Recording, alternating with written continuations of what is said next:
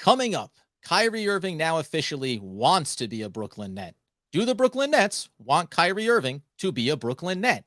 And in the post-Kevin Durant era, can Kyrie be the player to carry this franchise forward? We break it all down right after the theme music. You are Locked On Nets, your daily Brooklyn Nets podcast. Part of the Locked On Podcast Network, your team every day.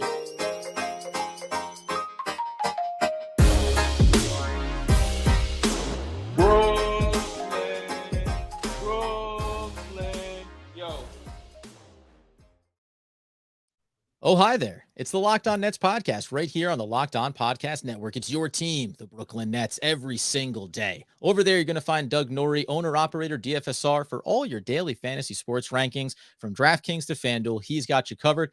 I'm Adam Armbrecht, breaking down the New York Football Giants on the One Giant podcast with my boy Andy Mack. We thank you for making us your first listen of the day, free on all those great platforms. And Doug, we're right back into it. Last episode, go check it out. The Brian Lewis New York Post article that essentially said Kyrie Irving maybe always wanted to remain a Brooklyn Net. Now, the flip side of this conversation for the offseason becomes, do the Nets want him? And do they want him with Kevin Durant? Maybe obvious answer. What about without Kevin Durant? As it feels like, of course, there had to be another layer. This thing had to take a new direction. Otherwise, the offseason would have been boring. Oh, it's always great with this stuff, man. We just keep it going. And I will say one quick programming note. We did this prior to the Nets' fourth Summer League game. That game was just going off too late that we didn't think we were going to be able to get out in a timely fashion. So we'll cover all Summer League stuff coming out of the weekend. So that no worries there. We'll have a hand in all the games. Yeah, it's never boring here. And this is a really interesting new kind of piece of information that we got. We covered a lot of it yesterday in terms of just the Kyrie situation, strictly or just around Kyrie, and then around Kevin Durant and like where that relationship might be going and what sort of this means for the long term. But we didn't really talk about what it means for the Nets, right? Like what this means for the Nets, for Kyrie Irving to say he wants to stay a Net. Maybe he sees that still as a long-term future. At least he's not requesting a trade right now after the player option. Like this is not something that seems to be, at least from the sources close to the organization, something that he's really asking for, to the point where, it was kind of questioned among that group of where's this even coming from? He didn't ask for this. Like once he signed the player option, there's been no other talk. And you're kind of like, yeah, that's kind of right. Like there hasn't really been anything else. So if that's going to be the case and Kyrie is just going to be on the Nets this season, we actually do have to start thinking about what that means from a couple different reasons, a couple different things. What it means for them as like just how good of a team that can they be if he's just still here? What it means about the possibility that like this kind of attitude just has the team sort of whole by the beginning of the year, or what it means for them for the rest of this offseason. Because again, we've talked, like it doesn't really pay for them to tank completely next season. Right. They have probably a roster that if Kyrie Irving is on it is too good to tank anyway. So it doesn't even if you wanted to, it doesn't really matter. But how does this shape the rest of the rest of this offseason and going forward? I think it's really, really interesting. And this is one of the things when we talk about, as you'll see if you're watching on YouTube, do the Nets still want Kyrie Irving? I think the first, and we're going to get into the way that the Brooklyn Nets are thinking around this offseason and both Kevin Durant and Kyrie Irving. And then ultimately, what does this team look like, as you say, with just Kyrie Irving potentially as the leader and the star? But so much of what we talked about over the course of the offseason was this push and pull. What do these superstars want from the organization? Where were their expectations and where do they feel like Sean Marks, Joe Tsai, the organization as a whole failed them, whether it was from player signings, coaching staff, etc. Right. And we've heard some rumblings too about that maybe they didn't like the way the coaching staff was comprised. A little hard to wrap your head around that. Seems like they gave the seal of approval to Steve Nash being hired as the coach. But if you're the Nets organization, are you almost like, you want to come back? Like I thought, the old trade package. I thought you were going to go out there and figure out, okay, you can't figure it out. Let's just do the 1 year. We'll figure this out in the offseason. Maybe you'll walk away and that's okay for us too. We're just trying to bide our time on this. I don't know, because I will say it's hard, even though we said last episode that maybe Kevin Durant and Kyrie Irving are diverging from a basketball standpoint. But if you're the Nets and you're holding any hope around Kevin Durant, it's hard to then maybe say, oh, the Lakers want you to eat $47 million in Westbrook for a year. That would seem like the easy trigger pull if you just want to be done with Kyrie Irving and you're thinking big picture for your organization. Yeah, so I think like these questions are not always as black and white as people want them to seem. Like the question of do the Nets want Kyrie Irving on the team is not a simple yes or no. As with all these questions, it comes down to other factors that have to do with it. The questions are, and it's almost always time and money, right? Like almost always those two things are the actual backbone of the question of whether you want somebody. If you could have and really the way you can know this is by asking yourself a very simple question. Would the Nets sign Kyrie Irving for $1 a year for the next 10 years right now? And of course, the answer would be yes. And you're okay, right? And we would all say it would be the easiest yes ever. $1 a year for 10 years. Yeah. So once you make that agreement, you know that there is some number at which you will, would you pay him $100 million a year for 10 years? Of course not. But now we know there's some number in there where they will say yes, and they would want him, right? Yeah. And I think it really actually just comes down to that. I think with certain things in place, with certain buffers and certain assurances and certain contractual things, or if the money was not too great, the answer would be a clear yes, they want Kyrie Irving on the team, because in the end, in the NBA, the thing that wins is talent.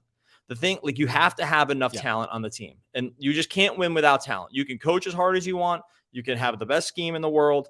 In the end, you just need a requisite amount of talent to make it to a certain level in the NBA. Kyrie Irving is one of those guys. Like he's probably, you can't probably win the championship if he's your best player, but you can definitely win the championship if he's your second best player, with the right pieces. So this is the long way to say, I think it's very clear that the Nets would definitely want him back, but it just might not be under the criteria or the contract and the timeline that Kyrie Irving wants to be back. So I think at this point, it's probably just about finding the middle ground of whatever that is, because money and time talk. You already know he's got the talent. Probably one side wants more assurances than the other. And that's kind of, I think, where they are. And I actually think that like there's a world now after this report, and just based on like what little we've heard coming out of this situation, that I think there is a world where Kyrie Irving is a Net for like beyond this year. Right. And it wouldn't be because the Nets just want to ship him out. I think that Westbrook comp was a great one too. Yeah. And you know what? One of the things that we talked about in that last episode was how players can get frustrated with the media and where they run narratives. And all of a sudden, well, based on everybody else, I'm apparently the biggest jerk that's ever walked on planet Earth. And I can combine that with Kyrie Irving, even though he does make missteps seemingly along the way. He also is a guy that comes out reflectively and says, yeah, I wish I hadn't done that. I learned from that. I'd like to do better going forward. And I actually do take it at face value, because I don't mean this to be funny. It's like he doesn't make the same mistake twice. He makes different mistakes, and then he tries to learn from them, right? So in that sense, if we believe what comes out in that Brian Lewis article, that Kyrie Irving wants to be a Net, and everything leading into him signing with Brooklyn in the first place, being close to home, I think that you can come back around on this and say, Kyrie Irving, he gets a couple of things. He gets that, hey, my NBA legacy, maybe that's why I would want to go back and play with LeBron in LA and try to win some more and reset where my brand looks. I'm not entirely in on this 2-year max dollar, stipulations for 3 and 4, but I do want to be here. And if I can just calm down, if Sean Marks and the Nets can just calm down, and if I can just get to the season and play 65 plus games, and we talked about this before, all that other stuff falls into the rear view. Now, it doesn't mean that there isn't always going to be, at least for me personally, a little bit of like lump of reservation in my chest. It's like, until something happens, but teams are willing to do this. And you mentioned it. Talent, like that's what matters most here. Is talent gives you an opportunity to win, and Kyrie Irving, as we have always said, is one of the best talents on the basketball court. 100%, and that's really what it comes down to. 100%. 100%. 100%. We just trade 100% from here all the way through the end, and then just call it a day. No, but like this is just where it's not. In some ways, this calculus is not very difficult, right? Like this part where teams just want the guys with the best talent for the right amount of money. Like it just needs to be the right amount of money. If you sign, and that's like, it's funny, like this is where you see organizations get dragged. It's like the Bradley Beal five-year contract, no trade clause, player, all the options for the player. And it's like, what? Like, and that's where, right. But not anyone, no one's talking about Bradley Beal as the player, like in terms of whether he's talented or not. Clearly he is. There just becomes at some point a tipping point around where you've overcommitted your organization's ability to do other things around this certain talent and around the uncertainty around certain talent. That's where you actually run into a bigger problem. And so it's really never been about Kyrie's talent. It's just about like the uncertainty around how many years you want to do it. So I want to talk about more, we want to talk about more about how this probably maybe shapes the offseason, but also how it could just shape the Nets as a team going into next year. And like actually what we feel about the net. If we just think that Kyrie Irving is just on the team next year, we can even setting aside the Kevin Durant piece. If we just think Kyrie Irving is on the team next year, like where does that land us in terms of like what we think this team can actually be? Because I think it's probably at this point just really important to start asking that question. We're going to talk about that in a second. First, got to talk to you about our friends over at Bet Online. Bet Online, the number one place for all of your betting needs and sports info. Bet Online's got you covered really for anything you can imagine. Right now, they're rolling obviously through the through the MLB regular season. I'm looking at those money lines every single day. You can put in future bets over on Bet Online. I've been going through this one because sometimes it's hard to look at, although they creeped up a little bit. Brooklyn Nets championship odds right now plus 1,600. That's ninth overall. They were 12th just 2 days ago, folks. Go online. Just look at the line movement on Bet Online. You're going to see how maybe the market is shifting a little bit more into the positive sign about everyone returning. That's just one of the things you're going to get on Bet Online. Obviously, you're going to be crushing it for NFL as well. You head on over, you learn about all the trends and all the action. Bet Online, where the game starts. Okay, so where we start then around this prospect, because now what becomes fascinating is, okay, Kyrie Irving wants in. And you also mentioned this about, can he be the best player on your team? Maybe not to win a championship, but he can be the second best. The fascinating part that I think we end up looking at is, remember, backcourt, right? And I did the bonus episode with over on Locked On Warriors. Go check that out on their YouTube channel. It's a good conversation where you and I always tend to agree around. It was like Donovan Mitchell. Again, talented, great scorer, but is he the guy that wins me a championship by himself? No, but he can be a part of something. And I think that when we talk about how the Brooklyn Nets look at their decision-making process going forward does become fascinating. Kyrie Irving did not put in a trade request. And okay, let's operate under the assumption he is coming back this year at a minimum and maybe beyond. Kevin Durant did request a trade. So now we have to also live in the world where at some point, whether this offseason or as the season gets underway, Kevin Durant has decided he no longer wants to be here. Do you first think that trade request was a strong arm move from Kevin Durant to try to get Kyrie Irving paid and that you still want to be here doing this together and that's all that it was about? Or that he genuinely, at 33, 34 years old, is looking at it and saying, this didn't work out. I really am ready to move on regardless of what you do with Kyrie. Yeah, I think it was probably definitely part of that. And like we talked about last episode, maybe some organizational worries around the organization. I will say, though, that of anything that's come out this offseason so far, short of some kind of massive breakdown between Kyrie Irving and Kevin Durant in terms of their friendship, which I really would be shocked if that was the case based on, again, Kyrie was on his podcast recently. Like there's been no signal that that's the case at all. And we talked about last episode about why like player movement like this is not necessarily a signal that like your friendship is broken down. Mm-hmm. This news around Kyrie, and I don't think we have to spend a ton of time in this, but this news around Kyrie is actually the closest I've gotten since the trade request of thinking, hey, this actually might get run back here. Like we actually might run this thing back because if he says he's committed and for two reasons. One, he says he's committed to play here this year and maybe for the long term, that sends one signal. Two, the Nets actually need to be much less incentivized to worrying about just like unloading everything in a trade package if Kyrie says he's going to play this season, right? And so like then you're like, okay, well, now we have a lot of what we thought were the core pieces. Now we actually just don't need to take pennies on the dollar because we have a kind of good enough team to at least be somewhat like competitive this season. And then because of that, they don't need to facilitate a trade for Durant, and Durant can come back and say, hey, this guy's still going to be here. A trade didn't materialize. I wanted out. It didn't work. I at least know I'm going back to a team that can actually play basketball. Like, I don't know. This is like the first time I got a little hopeful around that, I think. So in that way, then, when we said last about the Brian Lewis article, we said sources close to the situation, but it was to the Brooklyn Nets situation because they're putting out that Kyrie wants to be here, so that Kevin Durant feels like I should want to be here, right? It's all reverse engineering. Well, here's the thing. Here's the thing, though. Here's the thing about that, though.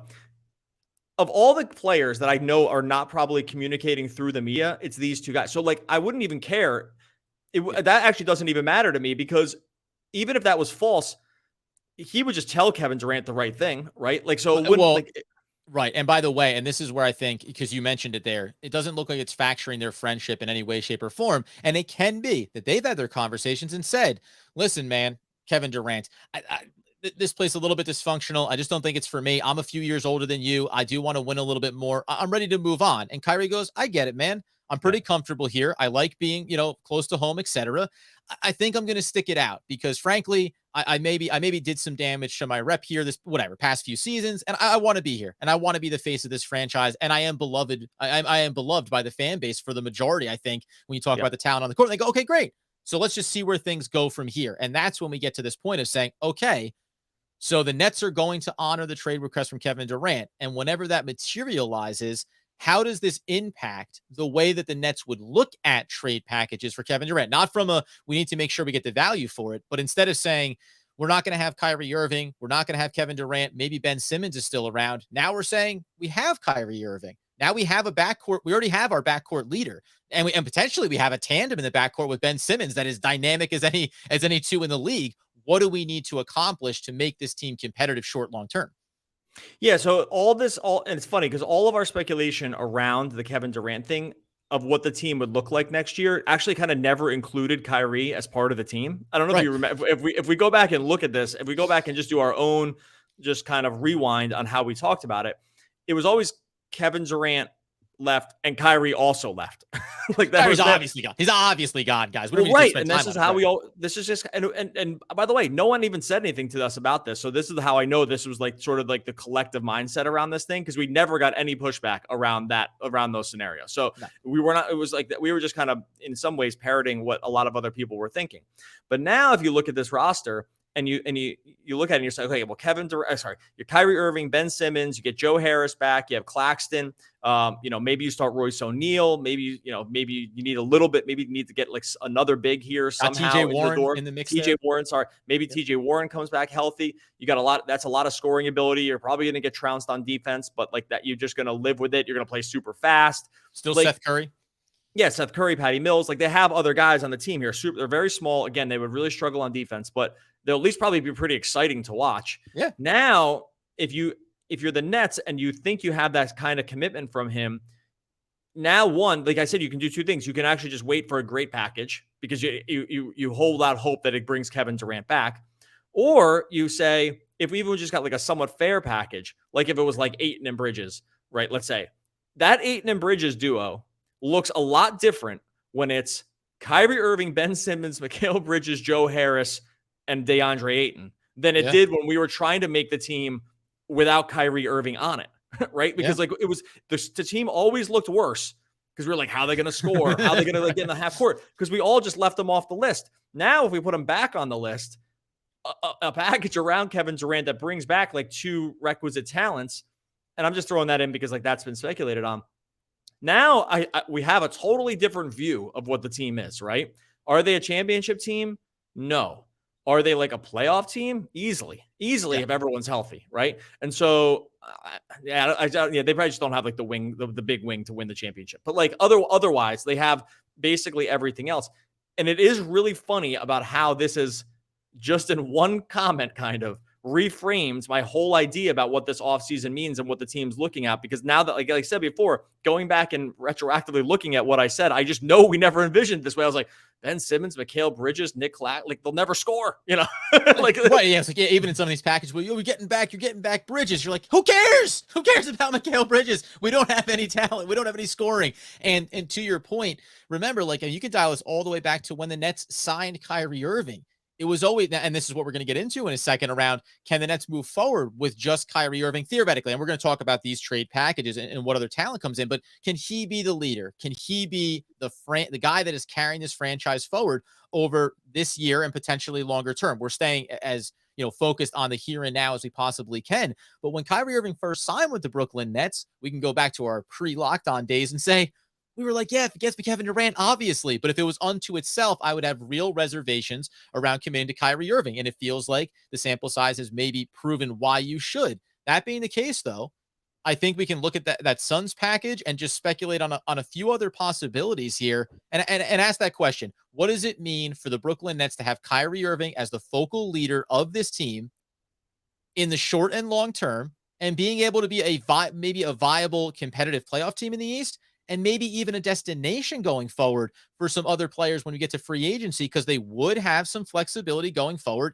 after making a trade potentially with Kevin Durant. We'll get into that coming up here in a second. And that second is upon us, my friends. Can Brooklyn win with Kyrie Irving as the leader? You mentioned that one there just as the Suns one. I don't want to go down a trade machine narrative here, but even when you said Mikal Bridges and DeAndre Ayton, remember, like, the big mystery, I think, to the question of can they win with Kyrie is what is Ben Simmons? Because if Ben Simmons comes back healthy and he's just 25, going to be 26 years old, again, like, well, there's the guy that does all the defensive work for you. And let's stay with the Suns package. Ayton is obviously going to be able to do that work for you as well. You have another scorer. I think that I'll ask you, do you think that then the Nets start to look at the rest of this roster, a Joe Harris, a Seth Curry, and say, hey, if we're going to reconstruct this thing around Kyrie and potential trade packages, we can also look a layer deeper and say, how do we get some more length, right? How do we make ourselves a little bit more balanced team here, knowing we're going to be one elite superstar lighter than we were? I don't think it resets too much around like what you take back in a trade package for Kevin Durant. You still have to ask for the moon and more. Like, it's still sits outside of that thing, I think. So I don't think this would have me taking a worse player. I do think, and you mentioned about like what we're wondering about Ben Simmons. Unfortunately, with the Nets right now, you have to play this game of best case scenario with everybody because like you're just like you have no other choice. Otherwise, it would be so depressing. As we're get into Kyrie Irving down for 65 plus games, obviously. Exactly. Yeah, like Kyrie's playing 70. Ben Simmons is back to 3 years ago. Everybody's ankles are totally healthy. Joe Harris is like the second surgery took, like all this stuff. Claxton makes a leap. Like, you have to do this whole very positive Cam Thomas 6th Man of the Year award, obviously. Exactly. Like, right. Like, but that's okay. Like, it's okay to think like that, because at this point, that is just who is on the team. Mm-hmm. A lot of these guys have really no value on the open market. So at that point, you're forced to just think that way, because it's not like you can go out and trade Ben Simmons, and you can't really go out and trade Kyrie Irving. It'd be almost impossible to trade Joe Harris just because like of the injury stuff. Like, there's too many other question marks around the team. TJ Warren, like, we're hoping he just returns to like pre-foot issues, right? All this other stuff. There's no other way to work yourself mentally and emotionally into this without just thinking that way, because there's no point in doing it the other way. They're not going to make any other moves. Like, they're not like, there's no more moves that they're going to really greatly shift the landscape of this team short of a Kevin Durant trade. And we already know what we're getting from him. So at that point, I just think that, like, thinking about the team in those terms, at least from an organizational standpoint, has to have them, one, probably a little buoyed, at least for this year. Two, I don't know if there's a ton of other moves they can make short of the Durant thing, but you at least know that if you took talent back with the Durant thing, which they've always been set on, the team will be competitive. Even like with not everyone hitting their 100% upside on like what they can revert back to in terms of talent. Even without that, this team would be almost definitely very, very competitive if they were to bring back really any requisite talent from Durant. And I think actually that leaves the team in a pretty interesting / good place for right now. Yeah. And because, we talked about it, and you correctly, a handful of episodes ago, we reminded ourselves, you reminded us, hey, the Nets actually could have one bad season here. And I'm not saying that's what that would look like in any iteration of this when you still have Kyrie Irving. But this point being is this year need not be that total avoidance of tanking. You can live with whatever the results may be. And then because, at least in theory, you have Kyrie on the 1-year opt-in, you can always revisit things at the end of this season. Where do we stand? You can go back. And by the way, it's like maybe we end up back at the same place where maybe Kyrie Irving is going to move on, but it doesn't feel nearly as tumultuous. It doesn't feel nearly as contentious, where they go, hey, we tried to reshape this thing. We wanted to work it. We had that direct conversation, and we're all going to part ways here and feel pretty good about it. The funny thing to me is what they would need to accomplish to maybe how high could they go, I guess. Because I am a little bit curious about that. And you can tell me that it's too much to go down this road. But if you have Kyrie Irving, and you have the package, Mikal Bridges and DeAndre Ayton, and then everybody else is basically the same, because you can't go too far down that road of somebody that wants $18 million Joe Harris coming off the injury, maybe moves during the year. But where would you put them in the East? Obviously, you can't go by last year where the Nets finished in the 7th seed. But I mean, Cleveland and Atlanta are going to be better. It doesn't look like anyone essentially ahead of them in those standings would be any worse going into the season, at least in theory on paper. So you are kind of in the world where the Nets are probably in that play-in to 7th seed scenario, right? Is that like the reasonable ceiling of expectations you would set there? Or does Mikal Bridges and talents of that ilk, do they move the needle where all of a sudden you would inject them into saying, I mean, maybe ahead of Chicago at the 6th seed, but then you're into Toronto and Philadelphia, and Milwaukee, teams we know that are going to be on paper as good as they were last year, if not possibly a little better.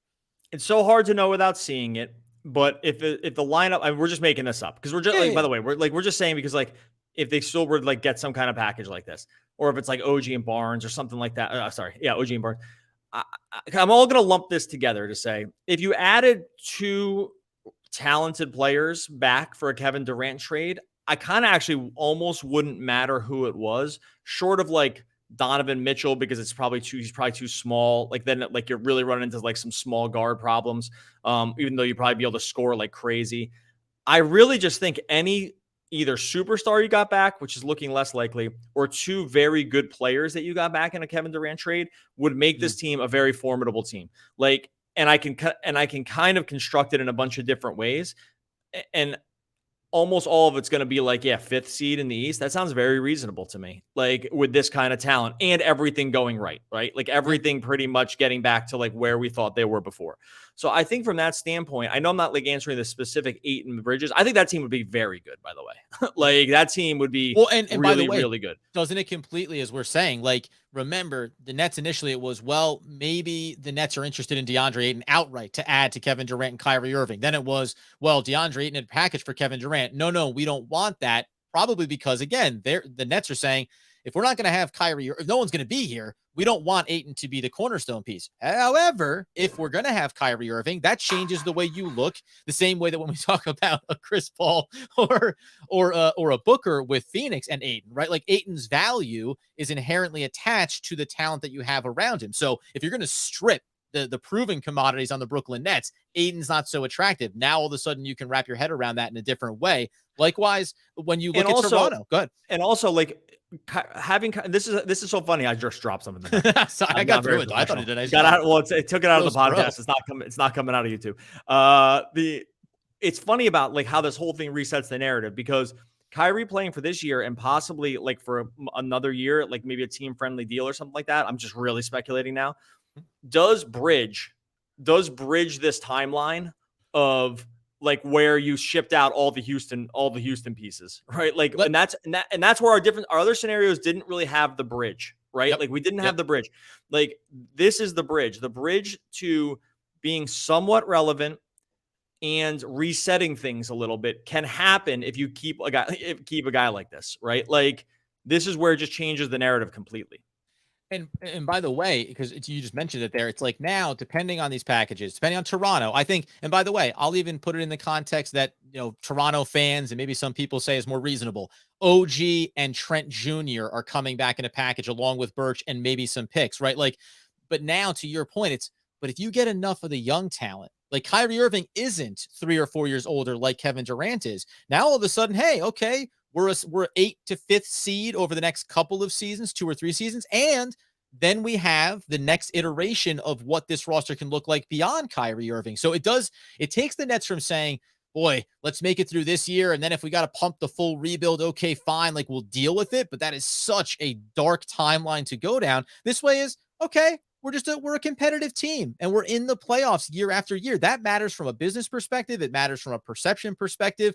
And I'll even, I know just for the fun of it, I'll even throw in, if you're talking about Toronto and you still have Kyrie Irving on this roster, well, all of a sudden Pascal Siakam becomes a more attractive option to get back to, because your short-term window is more interesting and more competitive than it is necessarily without him. So fascinating, I would say, at the very least, as we roll through this offseason, all of a sudden I got to wrap my head around an entirely different version of the Brooklyn Nets going forward. At the very least, though, Doug, at the very least, we hope does not involve what we have so far been seeing from Summer League. I'm just going to put that out there. Yeah. Assuming they didn't just like win by 40 in the game we haven't watched yet because we just okay, yeah, no, it is funny. Like this, like sometimes little bits of information can just totally reframe how you feel about a team going forward in the short term and the long term. I feel like that's, at least for this week, that's kind of what happened. We're going to be back again next week talking more Brooklyn Nets basketball. Make sure you subscribe over on YouTube, subscribe wherever you listen to the podcast. It's a click away, and it's the biggest way you can help. So just make sure you, just click subscribe on YouTube, subscribe on podcast. That is the way you help the Locked On Nets podcast.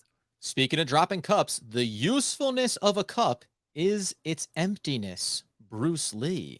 Oh, one of the all-time great poets, R.I.P. We'll be back again next week talking more Brooklyn Nets basketball.